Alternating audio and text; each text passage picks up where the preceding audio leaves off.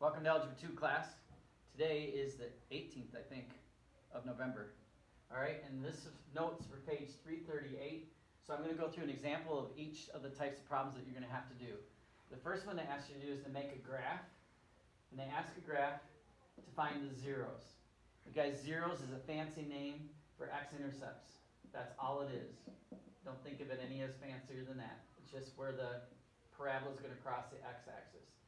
Okay, so when I do this, I've already done this part out. The vertex is at 1, 2, so come over 1 and up 2. And I did that using the rotten banana over 2 apples, and then I plugged 1 in up here, and that's how I got the vertex. The y-intercept's at 3, which is right here. So that means I know it's going to go up. The other one's going to be over here. And so I know that my parabola is going to go like this. And so this is kind of like a trick question, but I want you to see one of these. This parabola does not cross the x-axis. And so the answer to zeros is there's none. Sometimes when you graph, you might get one that comes up like this, just touches and comes down. The zeros for this one would just be 3 because that's where it crosses the x-axis. So the 0 would be 3. Other times you're going to do a parabola, and it's going to come up like this and cross at 2 places. So it would have 2 zeros. In this case, the zeros would be -2 and -5. So the 3 answers you can get for this type of stuff when you do graphing is you can get none, you can get 1, or you can get 2 zeros. Okay, so that's graphing. And if you can't tell exactly, just get it as close as you can and make the best guess you can for the zeros. Okay, for number 2, they want you to find the zeros by factoring. That is their directions for you.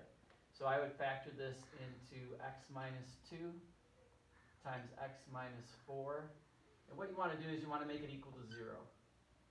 So what would make this part 0 would be a 2, and would make this 0 would be a 4. That's your answer. You're done. That means that's where it crosses the x-axis if you graphed it. Okay, here's a story problem like one they're going to give you. And so the -16 means the gravity that pulled towards Earth. The number in front of the second letter is actually the initial velocity of your rocket or football or whatever you're kicking. And 2 is how high it is off the ground. So I went ahead and did this. And when I did the -b/2a, I found it was 1.5 seconds. I plugged the 1.5 into this equation, and I came out with 36. For story problems, you would take a minute and draw a picture. It'll be so much easier for you to understand. Okay, this is the football. This is Charlie Brown laying on the ground after he has missed kicking the football and Lucy kicked it instead. So the football goes up and it comes back down.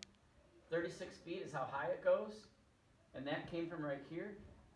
1.5 tells you how long it takes to get to the highest point, which is 36 feet.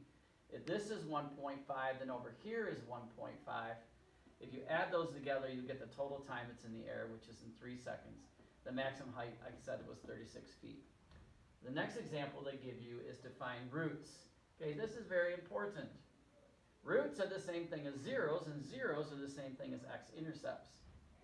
Okay, so when you're doing this one right here, they might give you a problem like this. You have to put it what's called in standard form. So I added 4 to both sides, and I made it look like this. So you want to make it like this equal to 0. You then factor it. I factored in x minus 2 times x minus 2 equals 0. So the roots for this problem are 2 and 2, but really you only have to write one of them, which is 2.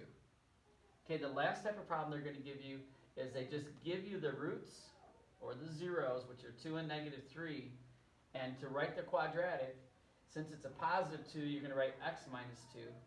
Where it's a -3, you're going to write x plus 3, because again, you want these to equal 0. Then you go ahead and you multiply that together. You get x squared plus 3x minus 2x minus 6. And then you add like terms. And so the final answer is f of x equals x squared plus 1x minus 6. Okay, so that is your deal. You might have to watch this again because I have to go fast, because otherwise it takes me too long to do it. I hope you guys have a great day, and I'll get back and better at this as we go.